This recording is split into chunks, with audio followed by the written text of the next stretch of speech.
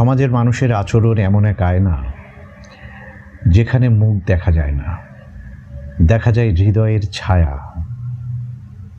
কেউ কথার ফুল ছিটিয়ে পথে চলে, আর কেউ নীরবতার ভাঙা ইট দিয়ে দেয়াল তোলে। অদ্ভুত এই সমাজ। এখানে হাসি কখনো ঋণ, আবার দয়া কখনো অপরাধ মনে হয়। মানুষের আচরণ কখনো রোদ্দুরের মতো নরম, স্পর্শে জীবন জেগে ওঠে, আবার কখনো শুকনো পাতার মতো ভঙ্গুর, হালকা বাতাসে এই সম্পর্কের ডাল থেকে ঝরে যায়।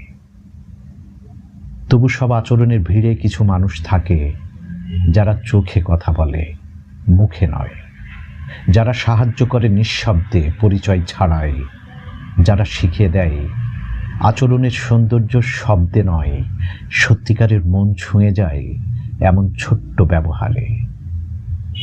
সমাজের সত্যিকারের শ্রী লুকানো থাকে এইসব অদেখা আচরণে, যেখানে মানুষ মানুষকে দেখে প্রতিপক্ষ নয়, একটি অপরিপূর্ণ কিন্তু সম্ভাবনায় ভরা জীবন হিসাবে।